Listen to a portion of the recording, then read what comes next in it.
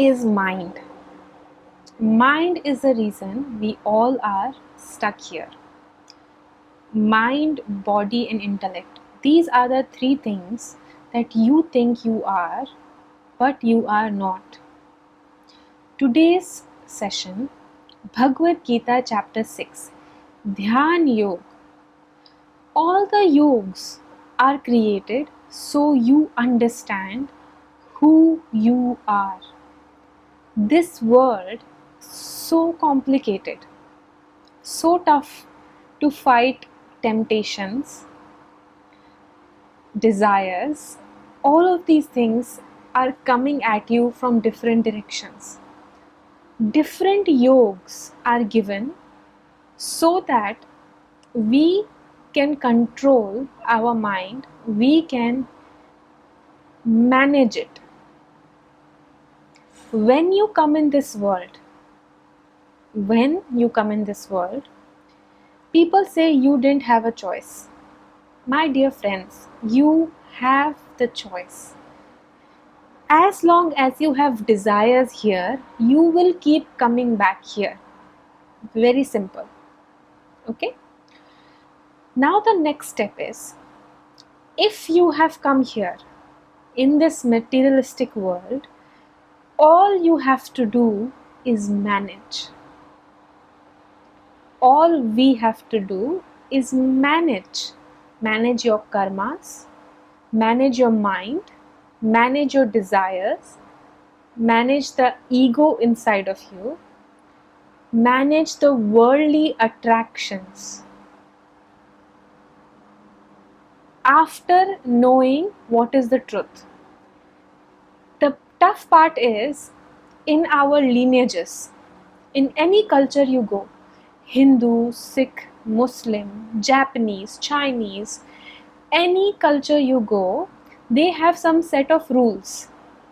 Those rules originate from the truth, so that you can live a peaceful, healthy, balanced life. But as we grow more and as generations pass and come, what happens is people start to question why we follow this tradition, why we should do this and that.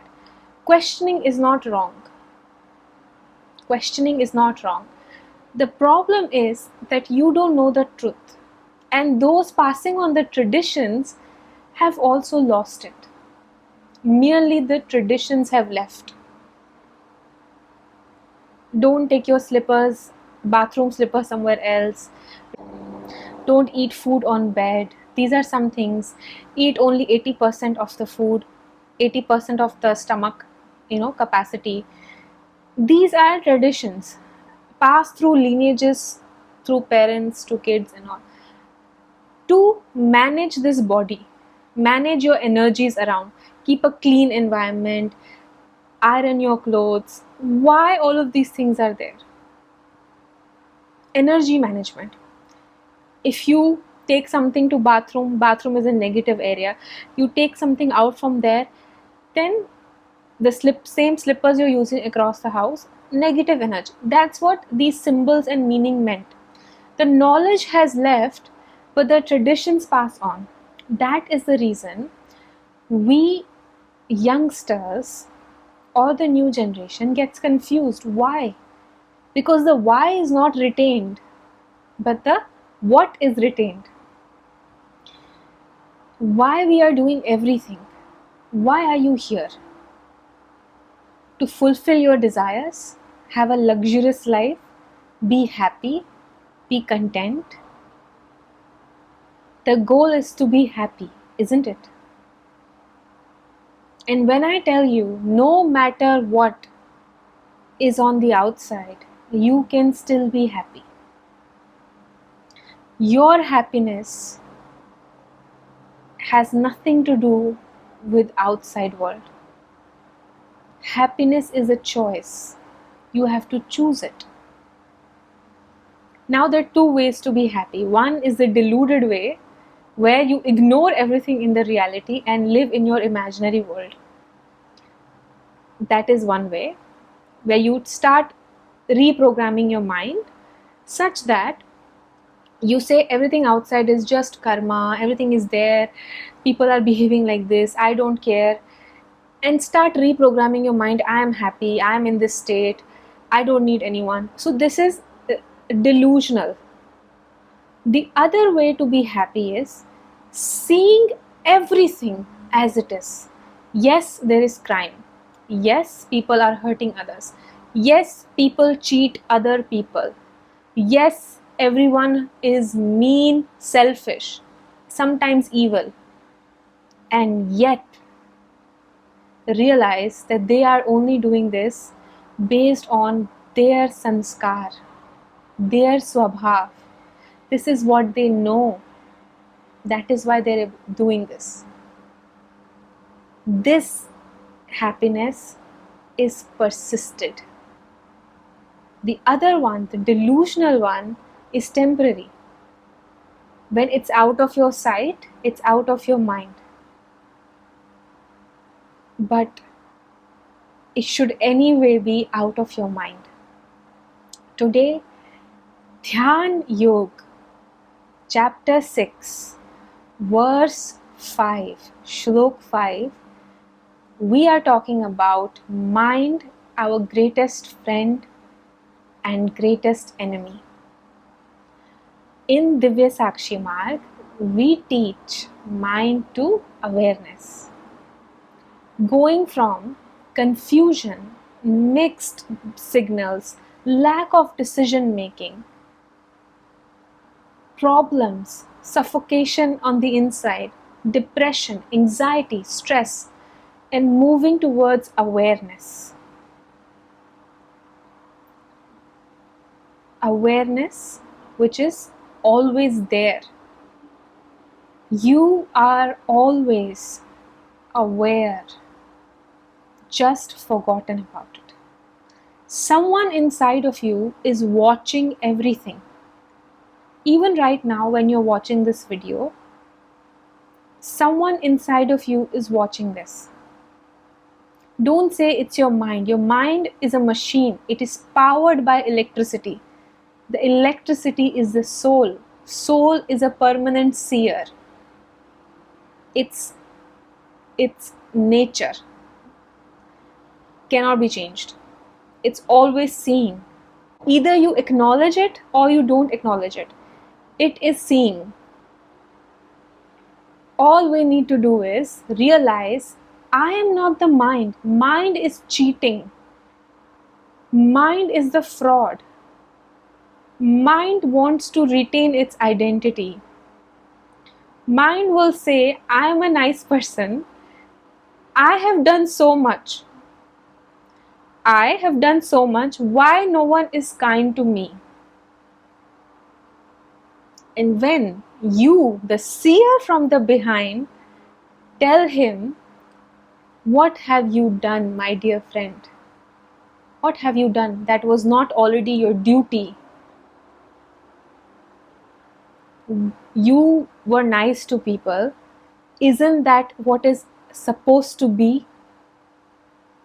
Weren't you supposed to be nice with people? What have you done extra that you claim you need something in return? And you did nice things because you wanted nice things in return, not because you are a nice person. You did nice because you wanted others to be nice to you. Deep down on the inside. This is the seer. The seer sees everything impartial. There is no moh, no attachment, no favoritism, no enemy. Everyone is equal in the eyes of seer, even its own mind. He is telling, he, it, that, whatever you want to call it. The seer inside is telling, what do you want? The mind says, I have done so much.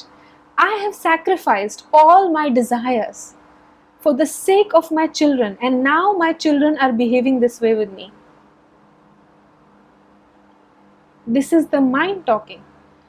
Rather, you only did your job as a mother, as a father.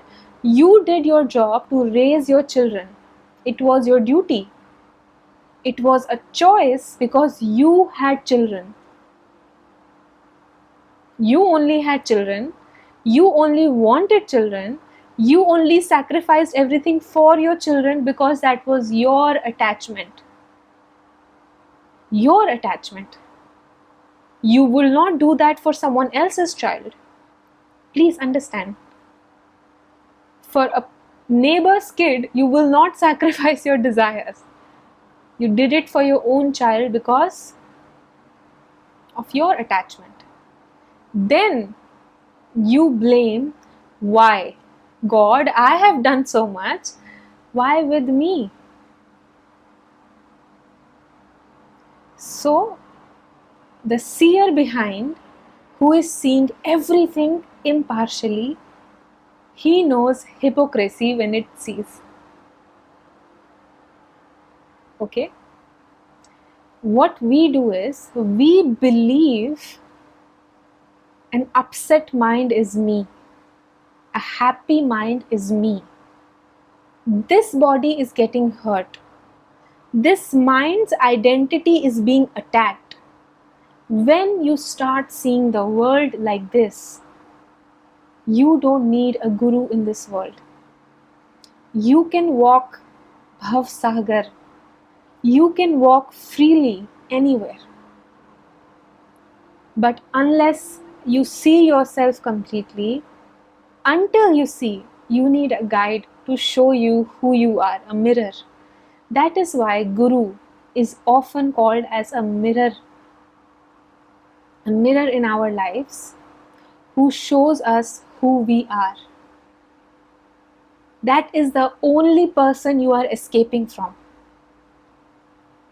You can know the whole world but still be unhappy. You can own $1 billion, the richest person on this world, and still be empty on the inside.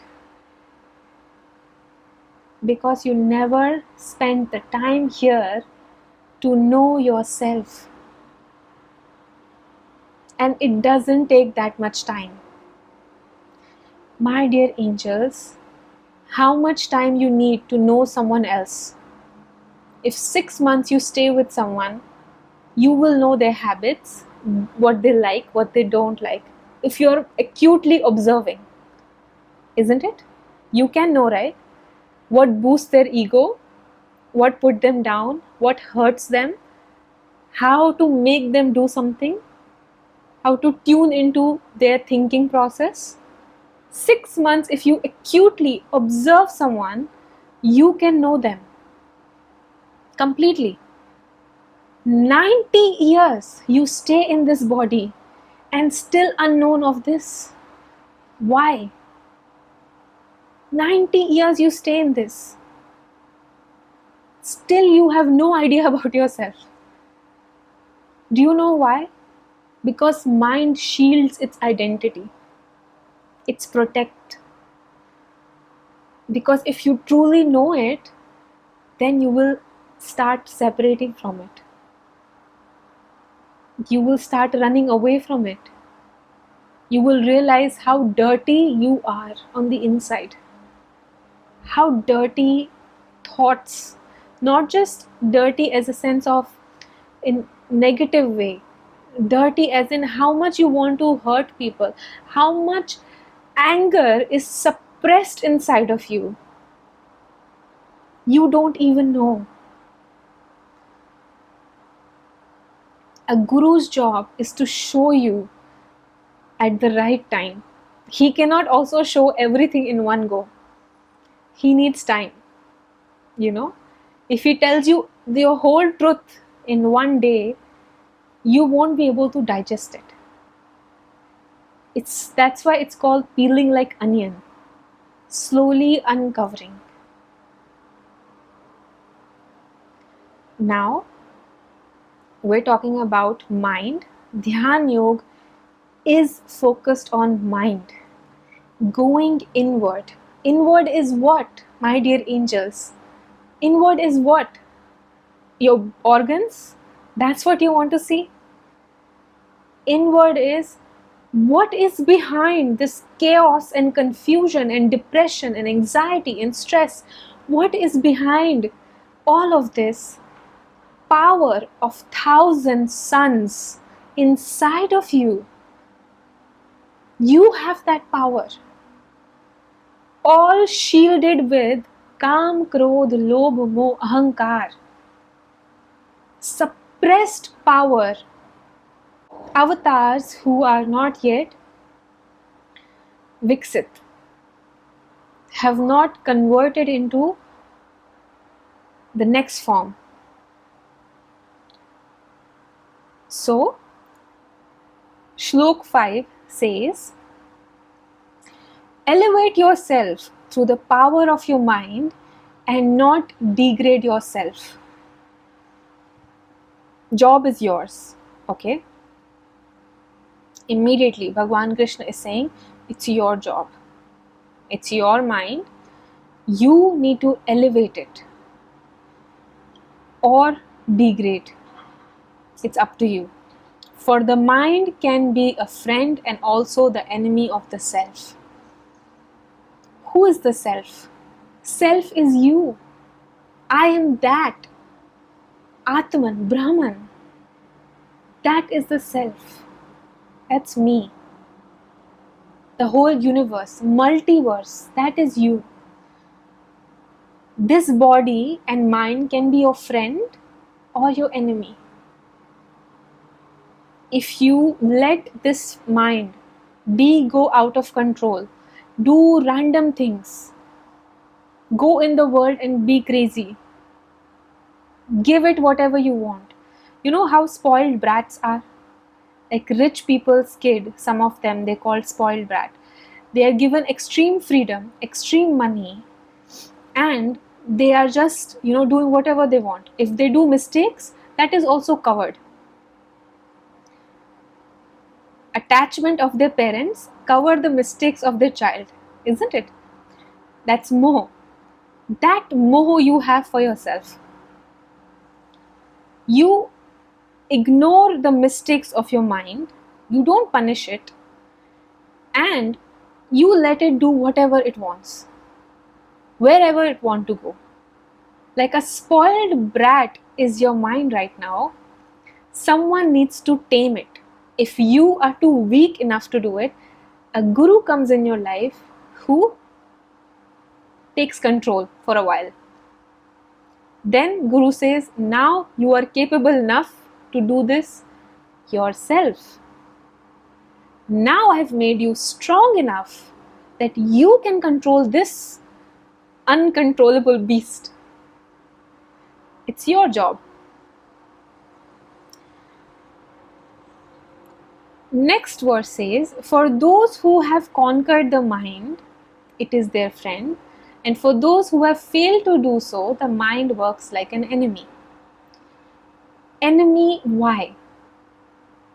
Do you think enjoying these worldly pleasures is wrong? No. Why you shouldn't have a Ferrari or a Rolls Royce? Why you should not have a big bungalow? Why? You should definitely have it. You should have a lot of money, luxuries, everything you should have. Enemy, because if not controlled, then it will only think about these things. Only think about these things. And when obsessed with something, you make bad karmas.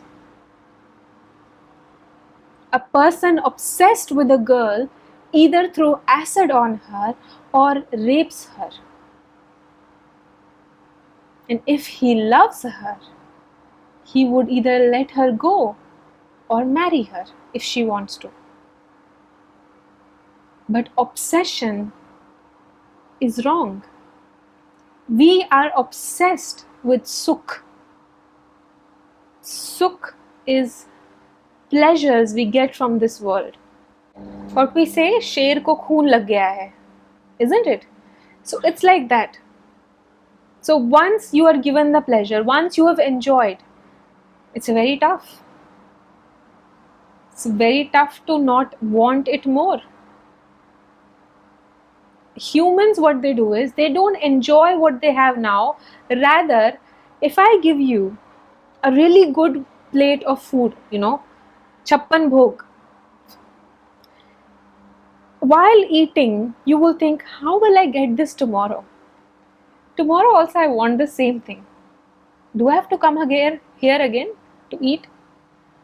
You haven't finished eating this now. You haven't enjoyed it completely. You're already thinking what to do tomorrow. And this is something as small as food. There is a very famous, I think a lot of people now post reels.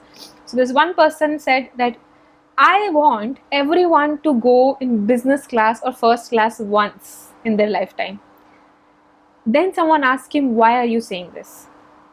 So he says, once you go in first class, you will never go back. You will work so hard that every time I have to go in first class. The reason behind this is it's going into very deep rooted human psychology. Mind is human psychology. Understanding the mind is once he understands something, once he experiences the pleasure, wants to keep it with him. Then life's purpose become to get that pleasure in my life forever. All the rich people, famous people, what they are doing, they are scared. They pray God because they are scared that whatever they have earned, what if they lose it? What will happen?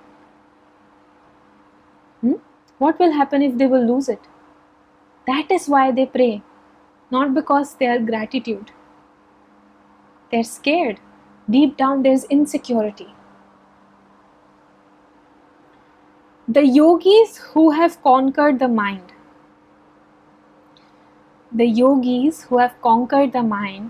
rise above the dualities of cold and heat, joy and sorrow, honor and dishonor. Please stop copying the words in your life. When we go to Gyan, Satsang, spirituality, and we still behave the way we used to behave, people around us, when we go into spirituality, Gyan or Satsang, and we still behave the way we behave, sometimes reactions come, we get angry, upset, crying, people around us, they start commenting, oh, you go to Satsang, you attend spirituality, and still you're like this. They are all agyani, and you take it seriously. You don't have answer to give to them because you yourself also agyani. Agyani aman agyanis. Now, if they are saying this, they have captured the words, not the essence. The word says the yogis who have conquered the mind rise above the dualities of cold, heat, joy, sorrow, honor, dishonor. So anyone who doesn't do this is not a yogi. Is it said that? It's not. How do you know if someone is above cold and heat? Can you measure? Can you measure if someone is above joy or sorrow?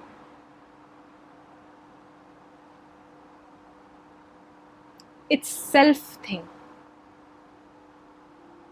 First thing taught is appreciate whatever is anyone saying to you. Take humbly. Everyone around you has come in your life to humble you down. We must have been very mean with people. So now people may be mean to us. Or maybe it's their nature. Point being, if you are in spirituality, the body, you start seeing the body separately.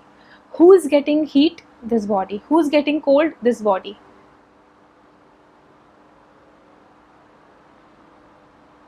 If this was the case, then many saints who lived without food, lived in, all this temperature, the yogis, why they had to change their positions in cold temperatures. Please don't copy the words in your life. Don't start being above joy, sorrow, all these things. Understand why the joy arises, why the sorrow arises. When you understand this, starts with joy. Usually there's not a lot of sorrow in our life. Maybe self-created sorrow is there, but most of the times we have a lot of joy, happiness.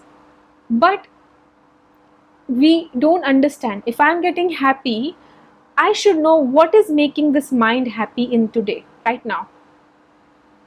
Initially, it seems like a lot of effort you're putting on this. My dear angels, this is the job you were given while you were on this world. Know yourself. Rest all things you're doing is additional. They will stay here. Money will stay here. Your house that you're building, spend 40 years paying home loan EMI, will stay here. You will pass on.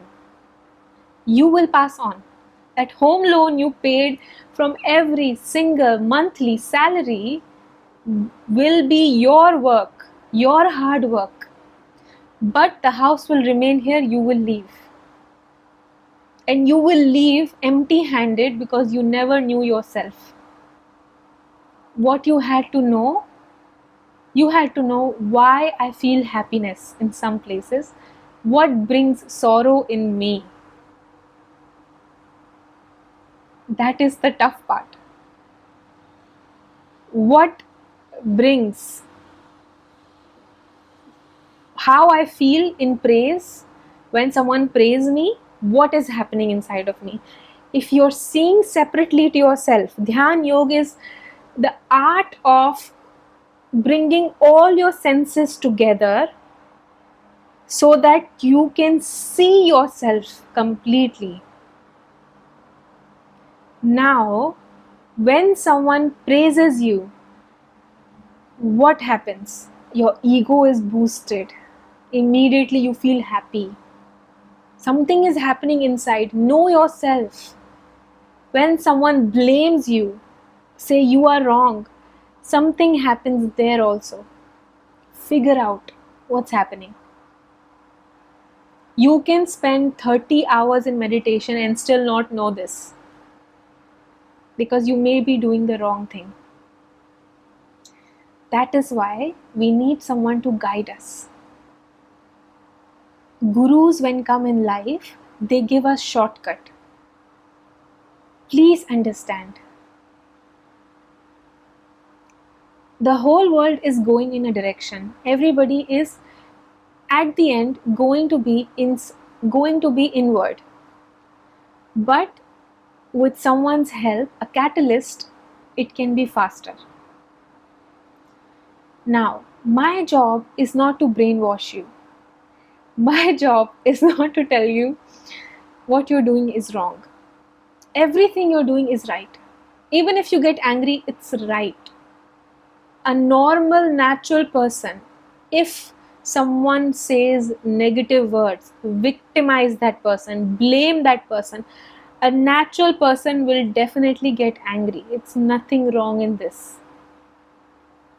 Nothing is wrong. So stop blaming yourself. Start understanding your mind. We are in Dhyan Yoga. So tough. Karma Yoga is said 24 hours Dhyan.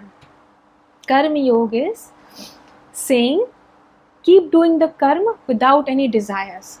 Dhyan Yoga is no more desire, no more things I want. Let's understand the patterns of my mind.